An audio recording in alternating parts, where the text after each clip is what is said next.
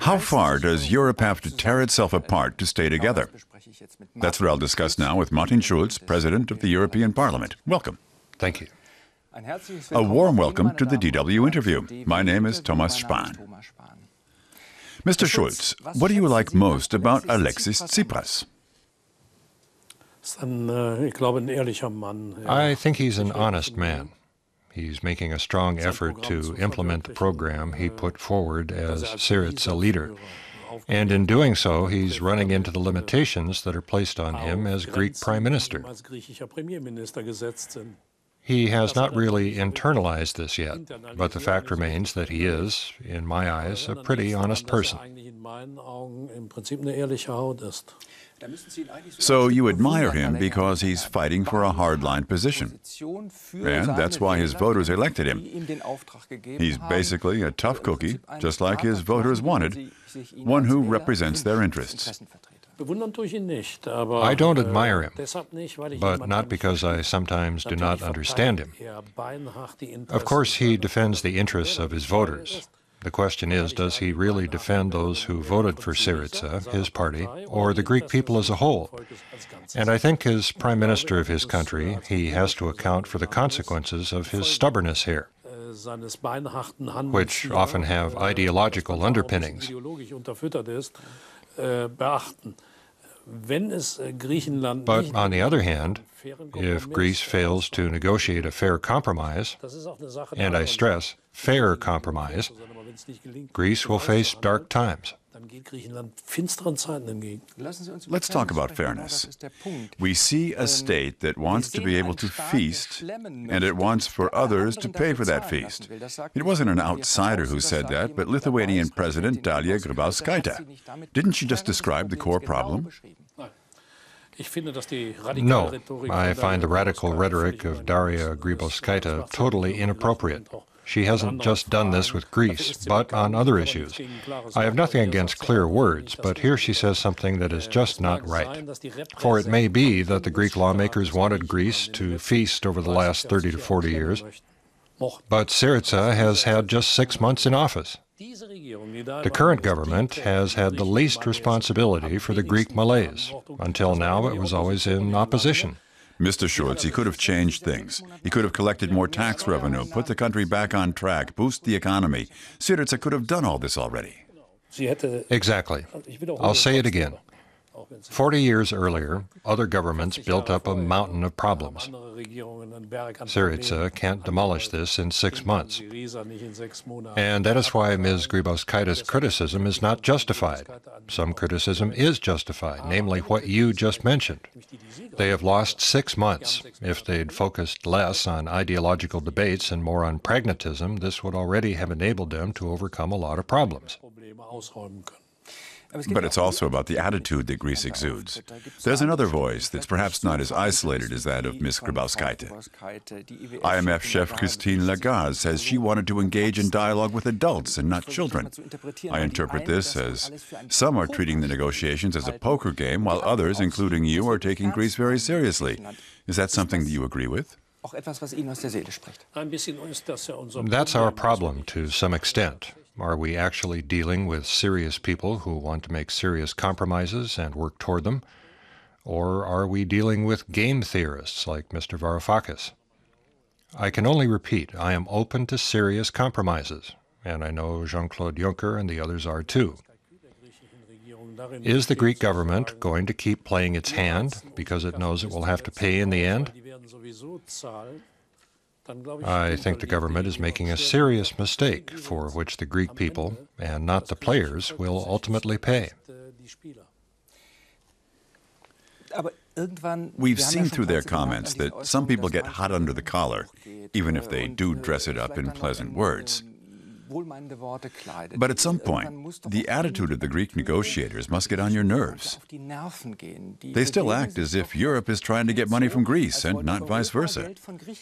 Doesn't this make you lose your patience? No. I said on German television a few days ago that I'd had enough of this, just like everybody else.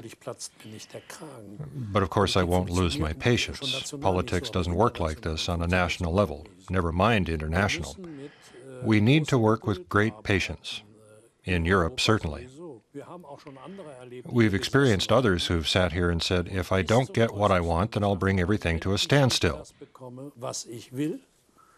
Dann blockiere ich hier den ganzen Laden. Ich darf mal an einen kleinen Vorgang erinnern. Der ist nicht so dramatisch wie Griechenland, aber wir haben... We once had to break off a meeting because an Italian prime minister said, if his country did not get a 751st seat in the European Parliament, he would not vote.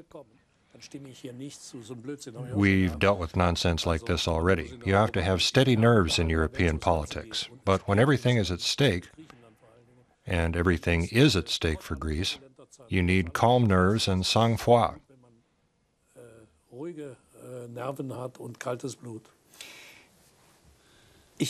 I'm assuming your intentions are honorable when it comes to Athens.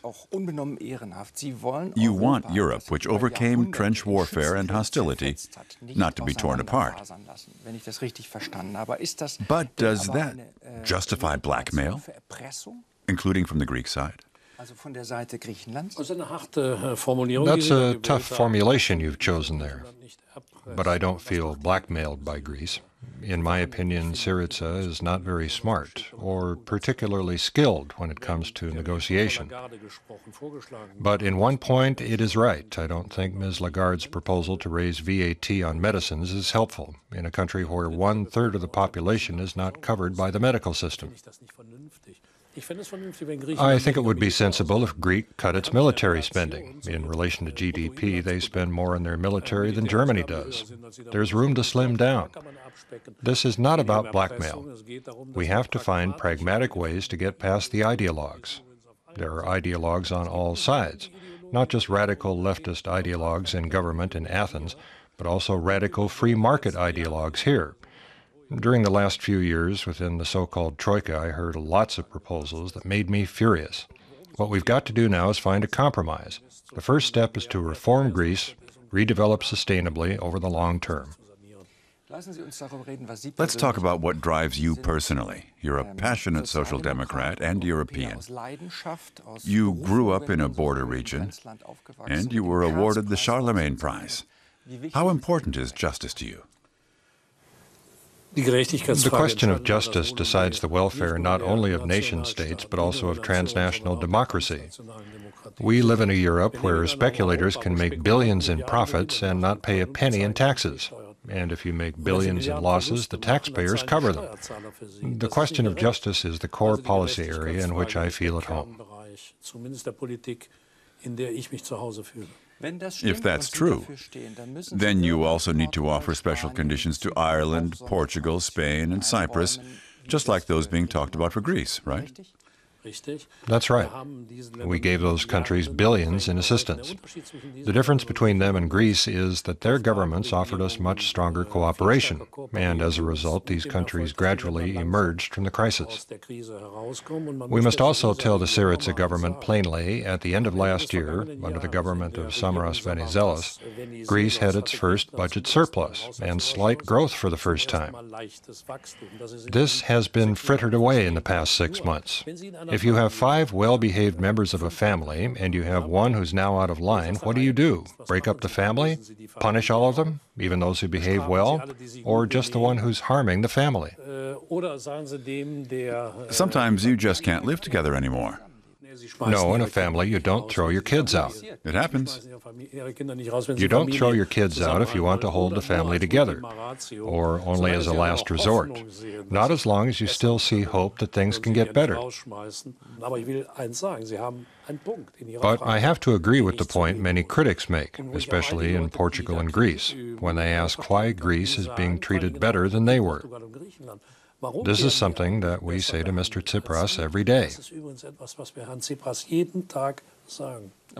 But so far, with very little success. Is the reason for this endless wrangling because so far there hasn't been anyone, certainly not any German, who's willing to tell Greece that's enough? Es reicht. Geht mit Gott, aber geht. Darum geht es nicht. That's not what this is about. I don't know when you were last in Athens. This is a European Union member where there are soup kitchens. I think we are strong enough to solve the problem. We don't have to throw them out. We can keep them in. The problem is that we have to deal with a government that was voted in because the people at these soup kitchens are desperate. I can understand this government to some extent. We have to see the social pressures that they're under. But they must also see that the EU can work only if everyone complies with its rules. In politics, everyone can turn to reason when they look into the abyss, and my feeling is they are about to look into exactly this abyss. Das ist jedenfalls meine Erfahrung. Und mein Gefühl ist, die sind zurzeit dabei, in genau diesen Abgrund zu sehen. At the end, as always in the DW interview, we have 3 unfinished sentences that we'll ask you to complete. I find the image of Greeks who have become used to living off benefits wrong. Because it's not the Greeks on social benefits who've been spoiled, but the country's elite with its privileges. To convince Wolfgang Schäuble and Yanis Varoufakis to sit down together for a beer, I would have someone else who'd be better at that.